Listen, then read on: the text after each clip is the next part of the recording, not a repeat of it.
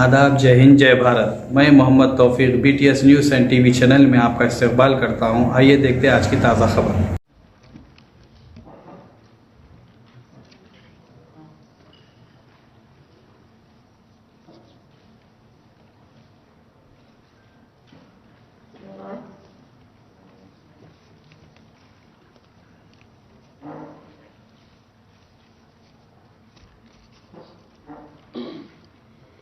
నమస్తే నమస్తే బాగున్నారు.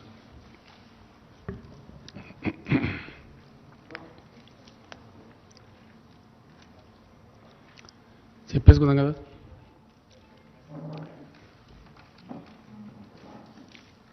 నిన్నటి రోజున మా వ్యవసాయ శాఖ మంత్రి గారు తెలంగాణ రైతాంగానికి ఈ యాసంగిలో వరి పంట వేయకుండా ఇతర పంటలు వేయండి, కారణం ఏమిటి అంటే ధాన్యం సేకరణ చేసేటువంటి కేంద్ర ప్రభుత్వం ధాన్యం సేకరణ మేము చెయ్యము అని కరాఖండిగా తేల్చి చెప్తున్నారు కాబట్టి నష్టపోతాము, అట్లా వద్దు అని చెప్పారు. ఇంకొక మాట కూడా సందర్భంలో వారు చాలా స్పష్టంగా చెప్పారు. తెలంగాణ రాష్ట్రం ఏర్పడిన నాడు రైతుల ఆత్మహత్యలు, చాలా కకావికలైనటువంటి వ్యవసాయం, వలసలు, పాలమూరు, నల్లగొండ, మెదక్ జిల్లాల లాంటి ఆనాటి కరువు జిల్లాలుగా గుర్తించిన జిల్లాల నుంచి రైతులు కూడా కూలీ పనుల కోసం హైదరాబాద్ రావటం, చాలా దారుణమైన పరిస్థితులు ఉండేవి. టీఆర్ఎస్ పార్టీ ప్రభుత్వం అయిన తర్వాత, రాష్ట్ర సాధన జరిగిన తర్వాత ప్రజలు ఇక్కడ మాకు ఈ రాష్ట్రాన్ని తీర్చిదిద్దేటువంటి అవకాశం అధికారం రూపంలో కట్టబెట్టింది కాబట్టి ఒక స్థిరమైనటువంటి లక్ష్యంతో నిర్ణయాత్మకమైనటువంటి పద్ధతిలో ఈ రాష్ట్రంలో గ్రామీణ ఆర్థిక వ్యవస్థను పరిపుష్టం చేయాలా, అట్లనే వ్యవసాయాన్ని స్థిరీకరించాలి, పల్లెలు చల్లగా ఉండేటట్టు చేయాలి, వృత్తి పని వాళ్ళందరికీ పనులు దొరకాలి అని ఒక అప్రోచ్ని తీసుకున్నాం. స్పష్టమైన పాలసీ. ఆ దిశలో చాలా పటిష్టమైనటువంటి బలమైన అడుగులు కూడా రాష్ట్ర ప్రభుత్వం వేసింది. వాళ్ళని ఒక లైన్లో పెట్టాలని అద్భుతమైనటువంటి కృషి చేసి లైనప్ చేసింది టీఆర్ఎస్ గవర్నమెంట్. ఇది జరిగిన చరిత్ర మీకు తెలుసు, అందరికీ తెలుసు, ప్రజలకు కూడా తెలుసు. అందరు రైతుల స్వానుభవంలో ఉన్నటువంటి మాట ఇది, వాళ్ళ సొంత అనుభవంలో ఉన్న మాట. గత 7 ఏళ్ల కింద ఎట్లా ఉండే, ఈరోజు ఎట్లా ఉన్నది ప్రతి రైతుని ఎవరినంటే చెప్తారు. ఇది జరిగింది. ఈ సందర్భంలో ఒక మాట ఇక్కడ చెప్పాల్సిన అక్కర్నది. భారత రాజ్యాంగ నిర్మాతలు ఆహార కొరత దేశంలో సంభవించినప్పుడు ప్రజలకు ఆహార కొరత రాకుండా చూసేటువంటి బాధ్యతను కేంద్రం మీద పెట్టారు. అందులో నుంచి పుట్టుకొచ్చిందే food corporation of India. Food corporation of ఇండియాకు దేశవ్యాప్తంగా ఆల్మోస్ట్ అన్ని దేశంలో ఎన్ని తాలూకా సెంటర్లు ఉన్నాయో అన్ని తాలూకా సెంటర్లలో సైంటిఫిక్ గోడౌన్స్ ఉంటాయి. నెలల తరబడి, సంవత్సరాల తరబడి ధాన్యం నిల్వ చేయాల్సి వచ్చినా నిల్వ చేసేటువంటి సదుపాయం ఉండేది ఓన్లీ కేంద్ర ప్రభుత్వం దగ్గర, అది కూడా FCI దగ్గర. తప్పిస్తే ఏ రాష్ట్రం దగ్గర కూడా ఉండదు, ఆ అవకాశమే ఉండదు. ఇండియాలో ఉండే ఏ రాష్ట్రం దగ్గర కూడా ధాన్యం నిల్వ చేసేటువంటి గోడౌన్స్ ఉండవు. ఉన్నా కొద్ది రోజుల కోసమే ఉంటాయి తప్ప సైంటిఫిక్ గోడౌన్స్ ఉండవు. సైంటిఫిక్ గోడౌన్స్ ఇంటర్నేషనల్ స్టాండర్డ్లో కలిగి ఉన్న ఒకటే ఒక సంస్థ భారత ఆహార సంస్థ, that is food corporation of India. ఎందుకంటే ఎక్స్పోర్ట్ చేయాలన్నా without seeking any permission from anybody కేంద్రం చేయగలదు. లేదు ఇథనాల్ లాంటి ప్రత్యామ్నాయ వాడకానికి పంపాలన్నా కేంద్రం డెసిషన్ తీసుకొని పంపగలదు. ఈ అధికారాలు ఇవి కూడా ఏ రాష్ట్ర ప్రభుత్వానికి కూడా లేవు, అట్లానే తెలంగాణ ప్రభుత్వానికి కూడా లేవు. ఇది కూడా స్పష్టం. అంటే రాష్ట్రం దేశంలో కరువు, కాటకం, అతివృష్టి, అనావృష్టి వచ్చినప్పుడు ఫుడ్ సప్లైకి దోకా లేకుండా చేయాలి కాబట్టి, చాలా పెద్ద జనాభా ఉన్న దేశం కాబట్టి ఈ బాధ్యత కేంద్రం మీదనే ఉంది, రాష్ట్రాల మీద లేదు. ఇక్కడ ఓ రాష్ట్రంలో బాగుండొచ్చు, ఓ రాష్ట్రంలో బాగా లేకపోవచ్చు. బ్యాలెన్స్ చేసేటువంటి అధికారం కేంద్రానికి పెట్టిండ్రు, అది వాళ్ళ దగ్గరనే ఉంది. ఇప్పుడు ఏం జరుగుతూ ఉంది దేశంలో అంటే చాలా విచిత్రంగా ఇప్పుడున్నటువంటి కేంద్ర ప్రభుత్వం తన బాధ్యతను విస్మరిస్తూ పూర్తి బాధ్యత రాహిత్యంగా మేము ధాన్యం తీసుకోము అని కాలికి పెడితే మెడకు పెడితే పెట్టేటువంటి మెలికలు దింపుతా ఉంది.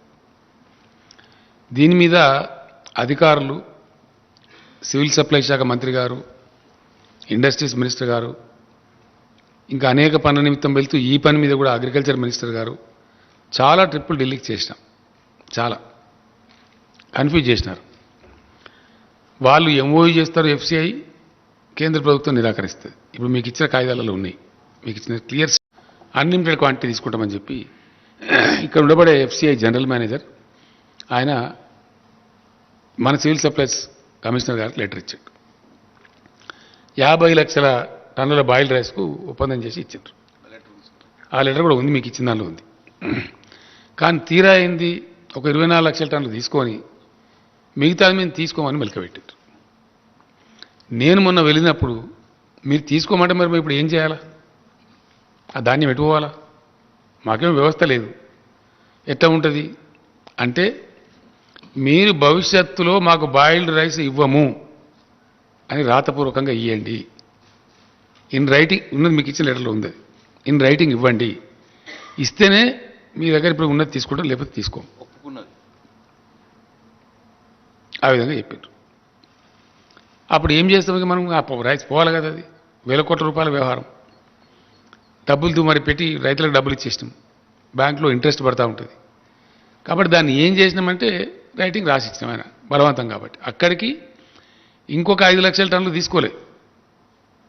మొదలు 24 లక్షల టన్నులు, తర్వాత మళ్ళీ 20 లక్షల టన్నులే తీసుకున్నారు. ఇంకొక 5 లక్షల టన్నులు ఇప్పుడు మిగిలింది. ఇది గత యాసంగి బదిలీ. దాని సంగతి ఇంకా తేల్చలేదు కేంద్రం, వాళ్ళ దగ్గర పెండింగ్ ఉంది ఆ ఇష్యూ. నేను చెప్పి వచ్చినా ఆయన మంచిగా పరిశీలించి చేస్తా అని చెప్పిండు. అది అక్కడ పెండింగ్ ఉంది. అదొక భాగం. దాని సంగతి ఏందని తెలియదు. రెండవ భాగం, ఈ సంవత్సరానికి ఎంత ఇస్తారో చెప్పండి అని అడిగినాం.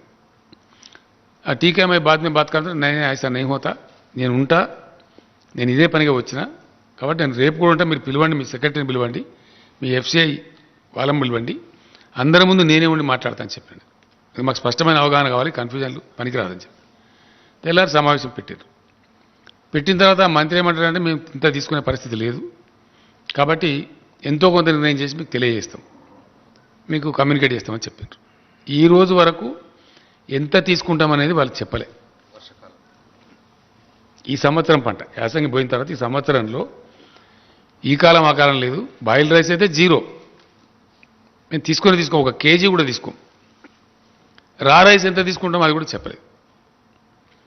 ఈ కన్ఫ్యూజన్లో ఏమైంది, వర్షాకాలంలో మన దగ్గర వేసిన పంట 62 లక్షల పైచిలక ఎకరాలలో తెలంగాణలో వరి పంట వేసిండ్రు. ఇప్పుడు కోతలు స్టార్ట్ అయింది. ఇప్పుడు స్టార్ట్ అయిపోయి ధాన్యం వస్తూ ఉంది. సరే, దానికి కేంద్రం తీసుకుంటామని చెప్పారు, వాళ్ళు ఎంతో కొంత తీసుకుంటామని. ఎంత తీసుకుంటామని చెప్పలే ఇప్పటికి. ఈరోజు కమ్యూనికేషన్ అబద్ధాలు చెప్పి వేయడం, అంతర్జాతీయ మార్కెట్లో పెరగకపోయినా కానీ పెరిగిందని చెప్పడం, పచ్చి తప్పు, పచ్చి మోసం, ప్రజలను మోసగించడం. రెండవది రాష్ట్రాల వాటా ఎగ్గొట్టడం, సెస్ రూపంలోకి మార్చి. ఈ 2 పనులు చేసి పెంచి ఇప్పుడు ఏం జరిగింది, మన జరిగిన ఉప ఎన్నికలలో ప్రజలు తీవ్రంగా రియాక్ట్ అయ్యారు, కొట్టిండ్రు. ఇప్పుడు 4 రాష్ట్రాల ఎన్నికల్ని అక్కడి కోసం కంటి తుడుపు చర్య కింద, ఐవాష్ కింద ఒక 5 రూపాయలు పెట్రోల్ మీద, డీజిల్ మీద ఎంత 10 రూపాయలు తగ్గించి, ఇదేదో మేము ఘనకార్యం చేసినాం. పెంచింది కొండంతా, తగ్గించింది పిసరంతా. కొండంతా పెంచి పిసరంతా తగ్గించి, ఇంకా ఈ గొప్పతనానికి, మేము చేసిన గొప్పతనానికి, మేము చేసిన మోసానికి మీరు రాష్ట్రాలు కూడా తగ్గించండి. మేము ధర్నాలు చేస్తాం. ఎవరు ధర్నా చేయాలా? ధర్నా మీరు చేయన్నా, మేము చేయన్నా? నేను ఇప్పుడు డిమాండ్ చేస్తా ఉన్న కేంద్ర ప్రభుత్వాన్ని, ఈ రాష్ట్ర బీజేపీ, సెస్ విత్డ్రా చేసుకోండి మొత్తం, కమాన్ విత్ డ్రా సెస్. 105 రూపాయలు దాటనే లేదు. ప్రజల మీద భారం వేయద్దంటే, మీకు ప్రజల మీద ప్రేమ ఉంటే డెఫినెట్గా మీరు 77 రూపాయలకి పెట్రోల్ ఇచ్చేయాలి. 2014 రేట్కి ఇవ్వచ్చు. పెరగలే, మీరు పెంచారు, ప్రజల మీద మీరు భారం వేసారు. సైమల్టేనియస్లీ రాష్ట్రం ఒక పైసా పెంచలే. ఆనాడు ఎంత ఉందో మేము అధికారంలోకి వచ్చినాడు వ్యాట్ మేము పెంచగలిగే ఒక వ్యాటే. వ్యాట్లో మేము ఒక నయా పైసా, రూపాయి కాదు నయా పైసా కూడా పెంచలే. పక్కనున్న ఏపీ అన్న కనీసం వాళ్ళు రోడ్డు సెస్ అని చెప్పి ఒక రూపాయి తీసుకుంటారు, కానీ మేము రూపాయి కాదు పైసా కూడా తీసుకోలేదు. ఒకటి మీరు పెంచిండ్రు, రెండు మేము రాష్ట్రం పెంచలే. ఇలా మమ్మల్ని తగ్గించి మేము ఎట్లా మాట్లాడతావు నువ్వు? ఏ నైతికతతో మాట్లాడతావు? అంటే అడ్డం పొడువు ఇష్టం వచ్చినట్టు నోటికొచ్చినట్టు ఏదైనా సరే మాట్లాడచ్చు అని చెప్పి ఒక అహంకారంతో మాట్లాడుతూ ఉన్నారు. మితిమీరి అతిమీరి అడ్డదిడ్డంగా మాట్లాడుతూ ఉన్నారు. నేను ఇక్కడ ఒకటే మాట మనం చేసేది ఏంటంటే, నన్ను వ్యక్తిగతంగా నిందించినా నేను పడ్డా. ఇదే రాష్ట్ర బీజేపీ అధ్యక్షుడు చాలా చిల్లరగా, చాలా నీచంగా, చాలా దారుణంగా కేసీఆర్ను జైలుకు పంపిస్తాం, మా వ్యూహం మాకు ఉంది, మా జాతీయ అధ్యక్షుడు చెప్పిండు నాకు అని బహిరంగ ప్రకటనలు చేసిండు. అయినా మేము కేర్ చేయలే, ఏనుగోంగా ఎన్ని కుక్కలు మరుగుతాయి అనుకుని. నన్ను జైలుకు పంపిస్తావాను? బలుపా? అహంకారమా? ఏం కళ్ళు నెత్తికొచ్చినాయా? ఎవరితో మాట్లాడుతున్నావు నువ్వు? మిమ్మల్ని పండనీయం నిల్వనీయం. తెలంగాణలో పండించే వరి ధాన్యాన్ని పూర్తిగా కొనుగోలు చేయాలి. దమ్ముంటే ఈ రాష్ట్ర అధ్యక్షుడు నోటి మాటలు సొల్లు పురాణాలు మాట్లాడడం కాదు, పోయి తీసుకొని రా ఆర్డర్ను, నేను నిలబడేపిస్తా వరిధాన్యం. 70-80 లక్షలలో ఇప్పుడు వరిధాన్యం వేసే అవకాశం ఉంది తెలంగాణకు. అద్భుతమైన ఉత్పత్తి వస్తూ ఉంది. రైస్ మిల్లర్లు కూడా వాళ్ళ కెపాసిటీ పెంచుకున్నారు. తీసుకురా నువ్వు ఆర్డర్. నువ్వు కేంద్రం వడ్లు తీసుకుంటా అంటే కేసీఆర్ వద్దంటుండా? ఏం చెప్తున్నావు నువ్వు? ఎంత బాధ్యతారహితంగా మాట్లాడుతున్నావు నువ్వు? మాట్లాడవచ్చునా? అట్లా మాట్లాడి తిరుగుతా అనుకుంటున్నావు తెలంగాణలో? కేసీఆర్ బతికుండగానే తెలంగాణ రైతులు నాగం చేస్తావా నీ సొల్లు పురాణంతో? చేయగలుగుతావా? దా, నువ్వు కొంటాను నిన్న మాట్లాడినావు కదా, మెడలు వంచుతాను. నీ మెడలు నేను వంచానా? మరి నీ మెడలు వంచులుగా ఇరుస్తాం డబ్బున ఒక రైతులు ధాన్యం తీసుకోకపోతే. తెస్తావా ఆర్డర్? నీ పార్టీ అధికారం ఉంది కదా ఢిల్లీలో, తీసుకొని రా, వారం లోపల తీసుకురా. అడ్డం పొడుగు మాట్లాడడం కాదు కదా, నీకు దమ్ముంటే. నిన్న రాత్రి కూడా మాట్లాడాను నేను. ఒకవైపునేమో పంటల మార్పిడి చేయించండి, వరిధాన్యం వేయించకండి అని రాతపూర్వకంగా ఇస్తారు, మీకు ఇచ్చిన సెట్లలో ఉంది, దయచేసి మీరు చూడండి. అది ఆన్ ద అదర్ హ్యాండ్ వరిధాన్యం వేయమంటావు నువ్వు అంటావు. ఢిల్లీ బీజేపీ వరిధాన్యం వేయొద్దంటది, ఇక్కడ సిల్లీ బీజేపీ వరిధాన్యం వేయాలంట. ఏది కరెక్టు? ఢిల్లీ బీజేపీ కరెక్టా, ఇక్కడ సిల్లీ బీజేపీ కరెక్టా? What is right? నేను మాట్లాడినా వ్యవసాయ శాఖ మంత్రి గారు, నేను కూర్చొని ఇది ఏం స్టేట్మెంట్ అని నాకు అర్థం కాదు, ఈ దరిద్రుడు ఇట్లా ఇచ్చాడు, ఇంకా బాధ్యత ఉందా, బరువు ఉందా, అసలు ఏం నాకు అర్థం కాదు, తమాషా అని చెప్పి అడిగితే మాట్లాడితే నేను కేంద్ర మంత్రిని అడిగిన నిన్న, ఏమండి మరి నువ్వు నాకు స్వయంగా ఇట్లా చెప్పినావు, మార్చమని చెప్పినావు, నాతో రాయించుకున్నావు, బాయిల్డ్ రైస్ ఒక కిలో కూడా ఇయ్యమని చెప్పి ఇంకో 5 లక్షలు నిధులను పెండింగ్ పెట్టుకున్నావు, ఈ సంవత్సరం టార్గెట్ ఇవ్వమంటే ఇస్తలేవు, ఇంకా తెలుస్తలేదు. మరి మీ అధ్యక్షుడు వరి మాత్రమే పండించండి, ఎట్లా కొనరో చూస్తాం, ఎవరు కొంటారు, నువ్వా నేను కొనేదని అడిగిన. నేను ఐసా కైసా బోల్తే బోలే, ఇలా పేపర్లలో వస్తే తెప్పించుకొని చూడమని చెప్పింది. ఎలక్ట్రానిక్ మీడియాలో ఆల్రెడీ వచ్చింది, నువ్వు తెప్పించుకొని చూడు, పేపర్లు తెప్పించుకొని ఎలా మీ ఇంటెలిజెన్స్ ద్వారా తెప్పించుకోండి ఏం మాట్లాడిండో అని అడిగినాం. నేనేమంటున్నా అంటే, నువ్వు తీసుకురా, ఆర్డర్ తీసుకురా, కేంద్రం కొంటాను నేను వద్దంటున్నా. యాసంగిలో వరి పెట్టుకునే అవకాశం డిసెంబర్ ఎండింగ్ దాకా ఉంటుంది. నేను తెలంగాణ రైతాంగానికి ఒకటే మనవి చేస్తా ఉన్నా, డిసెంబర్ చివరి దాకా కూడా మనం వరి ధాన్యం పెట్టుకోవచ్చు. ఈ silly BJP, it is possible because please, it is to the benefit of the country. Because without any increase of crude oil in the international market, the government of India has unnecessarily levied the cess on petrol and diesel, burdening the pockets of the poor people, middle class people. Now, if the government of India is sincere towards poor people of the country, it is up to them to withdraw the total cesses levied by them. I am very clear. Sir, so my question is, do you have in mind some kind of a timeline or a deadline? 100% we continue to fight. We will continue to fight. Today we have initiated, I made it clear to the people, that we are going to fight with government of India. కంటిన్యూగా fight చేస్తాం. Petrol diesel మీద cess withdraw చేయమని మేమే ధర్నాలు చేస్తాం. ఎవరైతే పెంపుకు కారణమో వాళ్ళని నిలదీస్తాం. ఎవ్వరం కలుపుకోనో వాళ్ళని కలుపుకుంటాం. అందరిని కలుపుకుంటాం. ఎవరెవరం కలుపుకొని అందరిని కలుపుకుంటాం.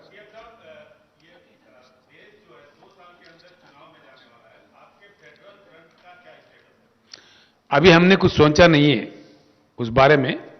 हमारे राज्य में जो हो रहा है, यहाँ के भाजपा के लोग जो उल्टा सीधे बातें कर रहे हैं, उनको लगाम लगाना मेरा काम है. मैं इस राज्य को लाने वाला हूं, पाने वाला हूं, हासिल करने वाला हूं और इस राज्य को अच्छा बनाने वाला हूं, बना दिया हूं.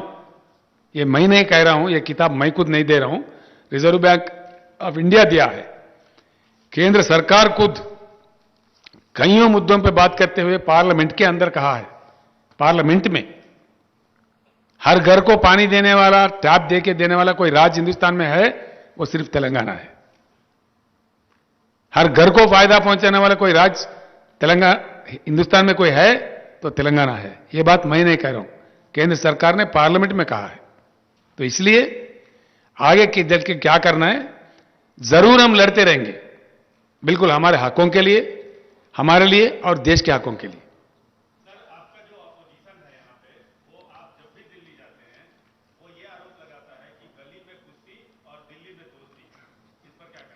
देखा ऐसा है, ये बहुत कमीने लोगों की बात है, नालायक लोगों की बात है. मैं एक मुख्यमंत्री हूं, एक राज्य चलाता हूं. I hold a constitutional position of chief minister post. I should maintain the constitutional relation with the government of India. As per the constitutional matters are concerned, Telangana బియ్యం తీసుకోవాలి. మీ దీనిలో కూడా దయచేసి మళ్ళా మేము ఇయ్యము, మేము అడగము అని చెప్పి రైటింగ్లో చేస్తాం. ఇదేమో ఇట్లా పెడతారు కండిషన్లు. ఇవి అధికారిక ఉత్తర్వులు, కృషి భవన్ నుంచి వచ్చే ఆర్డర్స్. ఇక్కడనో మీరు వరే వేయండి, మేము మెడల్ వంచితే ఎవరి మెడల్ వంచాలా? ఈ ఆర్డర్ ఇచ్చిన మెడల్ వంచాలనా? నీ మెడల్ వంచాలా? ఎవరి మెడల్ వంచాలా? ఈ కాపీలో ఉందండి, దీనిలో బ్యాక్ టు బ్యాక్ ఉంది. దీనిలో వన్ పేపర్ ఇచ్చినాం మేము. దీనిలో క్లియర్గా ఉంది లాస్ట్ది.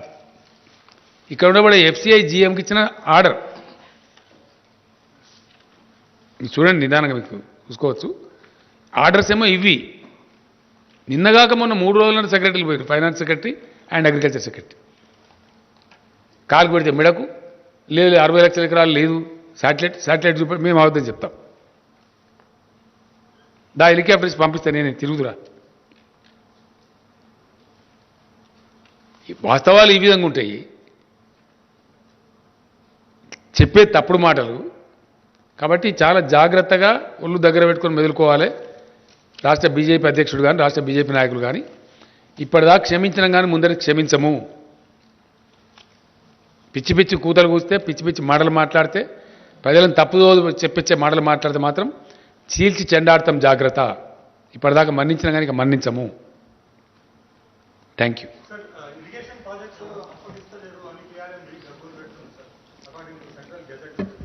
అదో కేఆర్ఎంబి తోక. ఏమి కేఆర్ఎంబి? నీకు ఏమైనా ఇంట్రెస్ట్ ఉందా బాగా Rahul? Are you supporting KRMB? Are you welcoming KRMB? Gazette నిజమే, గజెట్. ఏం gazette? Gazette same centre. Why they are not referring this to C3 Section 3 కింద? why are you not writing an article as a Telangana bidder? Please write. Why the government is not able to deliver? ఏం అసమర్థత కేంద్ర ప్రభుత్వానికి? Is it not an inefficient government not to refer the matter to the tribunal? కొత్త రాష్ట్రం ఏర్పడితే రాష్ట్రానికి నీళ్ళు రావద్దా? KRMB GRMB ఓ డ్రామానా, దొంగ డ్రామా. దమ్ముంటే కేంద్ర ప్రభుత్వానికి. మొన్న నేను పోయిన 3 నెలల కింద పోయినప్పుడు ఆ మంత్రిని అడిగిన నేను, ఏమైనా ఎందుకు చేయరు అసలు మీ కథ ఏందని? మీరు సుప్రీంకోర్టులో కేసు వేసిన సార్ విడ్రా చేసుకోమని. విడ్రా చేసుకున్నాం. Now I'm demanding mister Gajendra Singh Shekhawat, నువ్వు నాకు ఇచ్చిన మాట ప్రకారం నువ్వు నిజాయితీ ఉంటే ఇమీడియట్లీ రెఫర్ టు ట్రిబ్యునల్. మాకు తేల్చండి, తెలంగాణ నీటిపాట తేల్చండి, మాకు ఎంత వస్తే అంత వస్తుంది. ఉద్యమం చేసి మేము రాష్ట్రాన్ని తెచ్చిన పార్టీ. పబ్లిక్ రిప్రజెంటేటివ్స్ అతి ఎక్కువ కలిగి ఉన్న పార్టీ మేము. ఇన్ని రోజులు మీరు మాట్లాడితే కుక్కలు మరుగుతాయి, పోనీ ఏనుగు ఎన్ని కుక్కలు మరుగాయని క్షమించినాం మేము. ఈ కానుంచి అడ్డదిడ్డంగా మాట్లాడినా, పిచ్చి కూతలు కూసినా మిమ్మల్ని ఎన్ని రకాలుగా చట్టపరంగా చర్యలు తీసుకుంటాం, రోడ్ల మీద నిలబెడతాం, ప్రశ్నిస్తాం. ఎవరి పట్ల పడితే వారి పట్ల అడ్డదిడ్డంగా మాట్లాడితే నాలుగేళ్ళు చీరేస్తాం. జాగ్రత్త. Yes, it is my duty. తప్పకుండా నేను తెలంగాణ సాధించిన వ్యక్తిని, ఈ తెలంగాణను అద్భుతమైన ఒక శక్తి నిలబెట్టిన వ్యక్తిని నేను. నాకు బాధ్యత ఉంది, నాకు బరువు ఉంది. ఈ తెలంగాణకు ఒక గమ్యం ఉంది, లక్ష్యం ఉంది. అక్కడ తీసుకెళ్తున్నాం మేము. అన్ని వర్గాల ప్రజలను బాగు చేయడానికి తీసుకెళ్తున్నాం. నేను ఇంకో మాట కూడా ఈ సందర్భంగా చెప్తా ఉన్నా. దళిత బంధు మీద కూడా వీళ్ళు ఇష్టం వచ్చిన కామెంట్లు చేసినారు. మీరు ఎక్కడ చేసినారా మీ జీవితంలో? మీ బీజేపీ పరిపాలించే రాష్ట్రాలు ఎక్కడ ఉందా? 2000 రూపాయల పెన్షన్ ఇచ్చే ముఖం ఉందా మీకు అసలు? ఓ కళ్యాణ లక్ష్మి లాంటి స్కీమ్ ఉందా మీ బీజేపీ పాలిత రాష్ట్రాలలో? ఉందా? ఎక్కడ ఉందా? ఏ ప్రజలకన్నా మీరు మంచి చేసిర్రా మీ 7 ఏళ్ల పరిపాలనలో? ఎంతసేపు మత విద్వేషాలు రెచ్చగొట్టుడు, బార్డర్ చూపించుడు, పాకిస్తాన్ చూపించుడు, చైనాను చూపించుడు. ఆడ కూడా లెంకల పడ్డారు. వాడు వచ్చి చైనా దంచుతుండు అరుణాచల్ ప్రదేశ్లో. ఈ కూలే కడుతుండు అక్కడ. ఆడ శాత కాదు, తోక ముడిచిరు అక్కడ. వాటికనే ఒకటి డ్రామా చేసి మత విద్వేషాలు రెచ్చగొట్టుడు, కుల విద్వేషాలు రెచ్చగొట్టుడు, పిచ్చి పిచ్చి కథలు చేసుడు, పచ్చి అబద్ధాలు ప్రచారం చేసి, పచ్చి అబద్ధాలు. ఒక్కటన్నా నిజముందా? పెరిగిందా క్రూడ్ ఆయిల్ ధర ఇంటర్నేషనల్ మార్కెట్లో? పెరిగిందా? చూపిస్తావా? ఇంటర్నేషనల్ ప్రైస్ కదా, అబద్ధం చెప్పలేం కదా ఎవరం కూడా. పెరగకున్నా పెరిగిందని చెప్పలేదా మీరు? ఎట్లా పెంచింది మీరు? ట్యాక్స్లు ఎట్లేసిండ్రు? పెంచింది మీరు, ప్రజల మీద భారం మోపింది మీరు. ప్రజల చేతుల మీకు శిక్ష తప్పదు. We are demanding the government of India to withdraw all cesses on petrol and diesel immediately. ఆటోమేటిక్గా 77 రూపాయలకు వస్తుంది. మీరు పెంచి మీరు పిసరంతా తగ్గించి 30 రూపాయలు పెంచి 31 రూపాయలు లీటర్కి పెంచి దానిలో 5 రూపాయలు తక్కువ చేసి మేమేందో పీకి పడగొట్టినాం, మీరు కూడా తగ్గిస్తుంటారు. మేము ధర్నా చేస్తాం మీరు తగ్గిపోతే అని మాట్లాడతారు. 100% సెస్ రూపం పెట్టి మొత్తం వాళ్ళు కొట్టేయడం డబ్బులు. రాష్ట్రాలకు ఇయ్యారు వాటా. దాంట్లో డివైజివ్ పూల్లో రాజ్యాంగబద్ధంగా ట్యాక్స్ రూపంలో వస్తే సెంట్రల్ ట్యాక్సెస్లో స్టేట్లకు షేర్ ఇవ్వాలి. 41%.